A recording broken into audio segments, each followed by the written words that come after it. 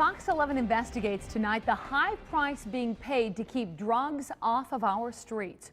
Good evening, everyone. Billions of your taxpayer dollars are spent each year fighting the war on drugs. But there are law enforcement officials who were in that fight, and they're now saying basically it's been a waste of money.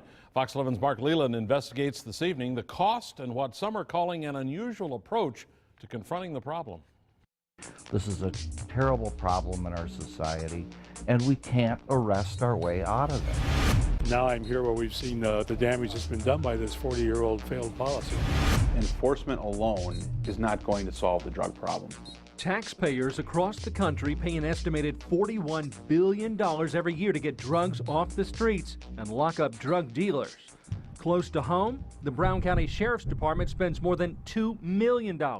When we're talking about the money that is spent on this war on drugs, it's rather high. You say the money you spend is worth the fight. That's my take on it, yes. So there's an exorbitant amount of money that's being spent, but I believe the stakeholders in this community feel that it's very important that we do that. Brown County Sheriff John Gossage is certainly not alone in this fight, but some who have fought the war on drugs are now seeing what they call the error of their ways. We can't eliminate drugs from our society. Let's be honest about it, right? We've had 50 years of the drug war, and we still have drugs in our society.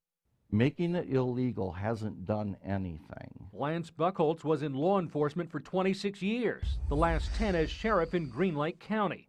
He retired in 2005, but even before then felt the approach to drugs was wrong and a waste of your taxpayer money. He's in favor of legalizing and regulating all drugs. Once you eliminate the prohibition, you'd be taxing it, regulating it, and controlling it. The government would be in control of the market. And really, that's the only question that's before us right now, is who's going to control the marketplace. Buchholz isn't alone in his view. He's a member of LEAP, Law Enforcement Against Prohibition. Like the name says, he's one of hundreds of former law enforcement officers, judges, and district attorneys from around the country who are pushing now to make drugs legal. Tony Ryan is a member of LEAP and a former Denver police officer who helped pass the amendment legalizing marijuana in Colorado. Please vote yes on Amendment 64. I caught up with Ryan in Chicago, where he was speaking to groups in an effort to win approval for marijuana legislation in Illinois.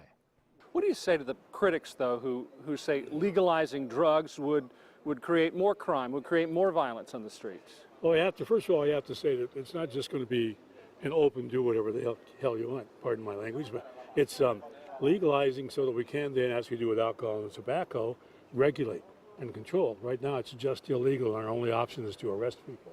A Harvard University study conducted in 2005 found then that legalizing marijuana nationwide could save nearly $8 billion a year in enforcement efforts. Taxing and regulating the drug could also generate more than $6 billion a year, for a total benefit to taxpayers of $14 billion. LEAP points to Colorado to show taxpayers the financial benefits can be a reality. Police are making fewer arrests, and the licensing and taxing created by legalizing marijuana is expected to bring in more than $70 million a year. Better yet, LEAP contends legalization will reduce overall crime. Brown County District Attorney David Lessay says that reasoning is misguided. What's wrong with that premise? Well, it would reduce crime. If we were to legalize sexual assault and murder, that would reduce crime as well. That doesn't mean it's a smart thing to do.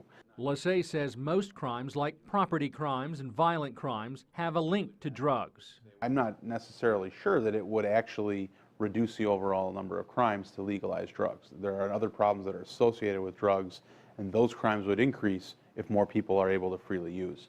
A quarter of the workload for the Brown County District Attorney's Office is directly related to the possession and distribution of drugs. The Brown County Drug Task Force made a record 648 arrests last year, primarily for marijuana.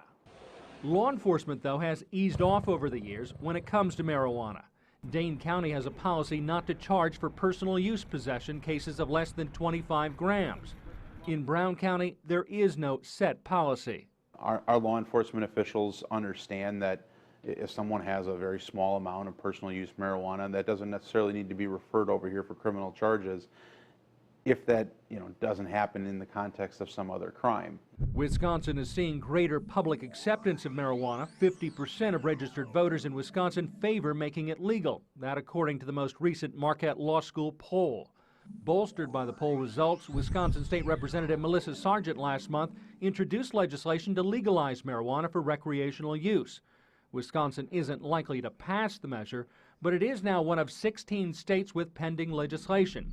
All states are watching Colorado and Washington, where recreational use for marijuana is legal. We'll be able to look at Colorado and see what the effects of overall legalization is. And based on what happens in Colorado, we can make public policy decisions here in Wisconsin based on what we see. State Representative Dale Kuyenga wants to wait 4 or 5 years to review what happens in Colorado.